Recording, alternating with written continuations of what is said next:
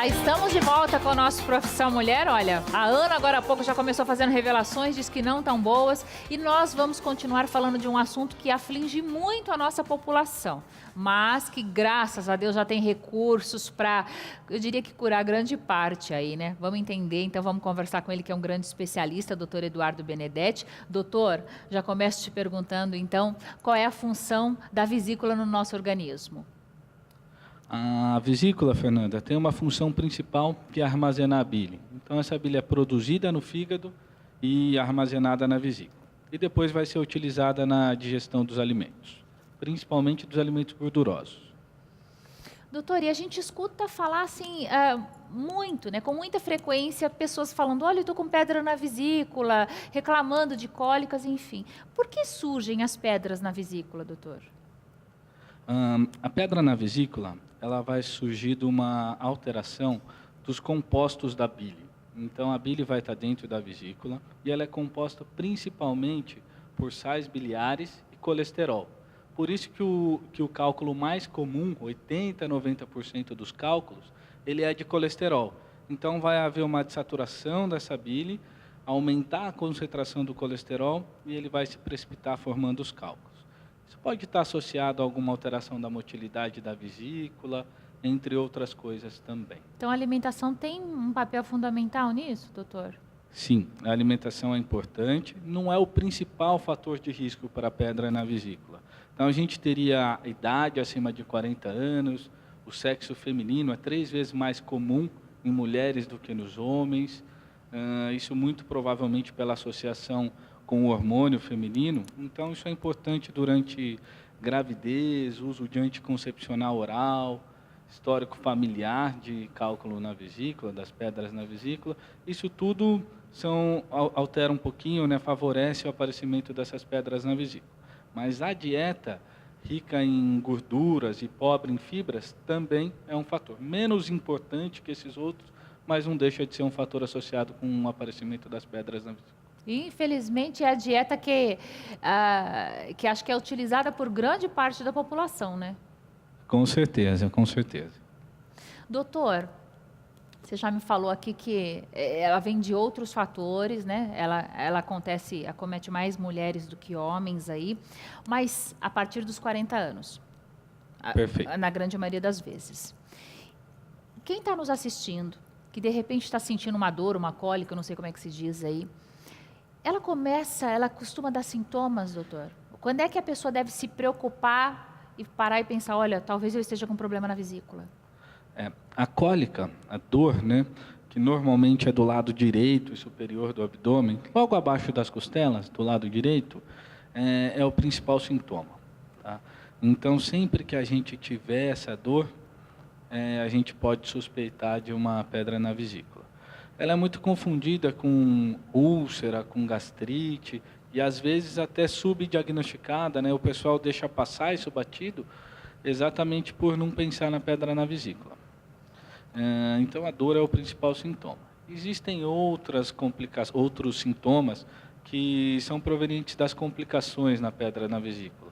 Então, pessoas que têm febre decorrente de alguma infecção na vesícula, os problemas de migração da pedra na vesícula, podem dar pancreatite, coledocolitíase, que é a migração para o canal principal da bile, entre outros. Eu já tinha ouvido falar sobre isso, né, doutor? Assim, a gente escuta falar muitas vezes da história de, olha, você tem que correr porque senão pode migrar a pedra, mas a gente não entende muito bem. Com certeza, até uma base do tratamento da pedra na vesícula seria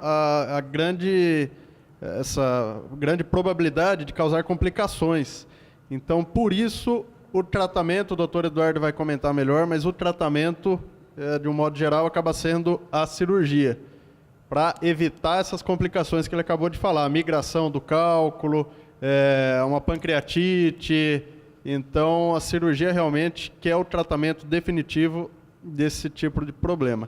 E como muita gente não sabe, é a retirada de toda a vesícula, não é a retirada do cálculo somente, igual acontece com as pedras no rim, por exemplo. Doutor, e aí vem uma preocupação das pessoas. As pessoas falam assim, eu tô com a pedra na vesícula, mas aí eu tenho a cólica, eu consigo controlar com medicação. O que eu vou fazer sem vesícula? Perfeito, Fernando. A colocação do Dr. Francisco foi muito pertinente. A gente tem como tratamento definitivo da pedra na vesícula a cirurgia, que hoje em dia é feito pelo acesso laparoscópico, né? Que é aquela cirurgia com os pequenos cortinhos, são 4 furinhos, um de 1 centímetro e 3 de meio centímetro. Então, esteticamente, é muito bom o resultado, além de retorno às atividades mais rápidas. Então, em 1 semana, 10 dias, a pessoa consegue retornar às suas atividades. Mas quem a gente opera? A gente opera todo mundo? Não. A gente opera as pessoas que têm dor, que têm a cólica, né, as pessoas sintomáticas e as pessoas que têm alguma complicação, a pancreatite, ou a migração do cálculo, ou um processo inflamatório agudo, que chama colecistite aguda. As pessoas assintomáticas, porque hoje é muito comum, Fernanda, a gente fazer um ultrassom nos exames de rotina. Sim. E o ultrassom é o principal método de diagnóstico da pedra na vesícula. Então, a gente consegue esse diagnóstico muitas vezes sem nenhum sintoma. Essas pessoas não são todas que nós operamos. Daí tem algumas indicações precisas, como o tamanho do cálculo, se ele é menor que meio centímetro ou maior que 2 centímetros, a idade do paciente, se ele tem uma expectativa de vida acima de 20 anos, tudo isso tem que ser levado em consideração. Quer dizer, existe ainda o tratamento, não necessariamente se a pessoa tem problema na vesícula, ela vai chegar lá e já vai ter que partir para a cirurgia. Não. O tratamento é individualizado e a indicação sempre para pacientes sintomáticos ou com alguma complicação e muda um pouquinho nesse paciente assintomático. Então, acho que é interessante, não é todo mundo que tem a pedra na vesícula que vai ter a dor, então. Aliás, o contrário, né, Francisco? A maioria das pessoas tem a pedra na vesícula e não tem a dor, né? 70%, 80% das pessoas são portadores assintomáticos, sem sintomas da pedra na vesícula. Acho que é interessante comentar para o pessoal de casa o que acaba desencadeando, né, essa dor, essa cólica biliar, o que pode ser feito para evitar esse tipo de dor. Sim. Conforme a gente falou no início, a alimentação. Então, evitar alimentos gordurosos, frituras, já que a bile faz parte desse processo de digestão e a gente tendo uma dieta mais equilibrada, mais balanceada, evitando esses alimentos, eu acho que é a principal maneira da gente evitar as crises, as dores pela pedra na vesícula.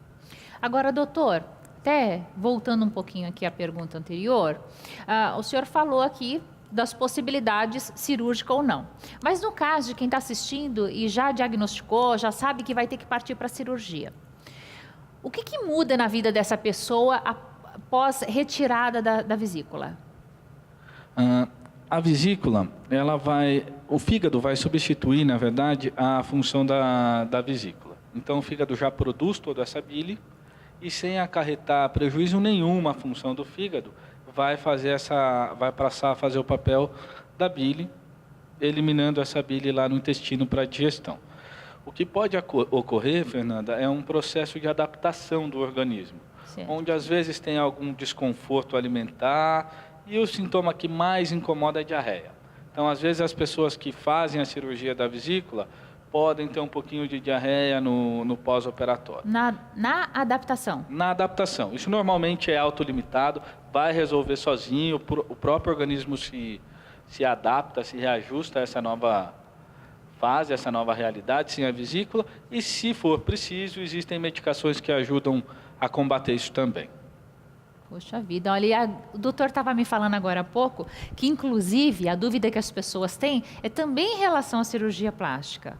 Que ligação tem a cirurgia plástica com a vesícula, doutor? Principalmente, antigamente, muita gente acabava que tinha que operar a vesícula, tinha que retirar a vesícula, acabava chamando o cirurgião plástico junto para já estar fazendo uma dermolipectomia, tirando aquele excesso de pele.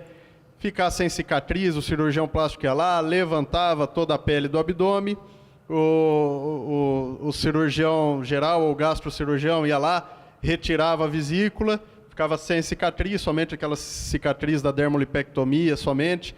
Mas hoje em dia, cada vez mais, a gente está evitando fazer cirurgias plásticas associadas com qualquer outro tipo de cirurgia, pois aumenta muito as complicações, tanto da cirurgia da vesícula quanto da cirurgia plástica, assim como de cirurgia da cirurgia plástica, como de outras cirurgias em geral. Então, a gente sempre procura separar por especialidades, cada uma no seu tempo cirúrgico, cada uma em um tempo cirúrgico, para diminuir as complicações, evitar complicações maiores. Realmente isso é uma dúvida muito comum, né? É muito, como a gente falou, acomete mais mulheres. E de uma maneira ou outra, as mulheres são mais vaidosas que os homens. Com certeza, não tem jeito, né, doutor? Procuram mais a cirurgia plástica. Então, isso é uma coisa comum de chegar no consultório, um paciente com os dois problemas solicitando fazer no mesmo tempo.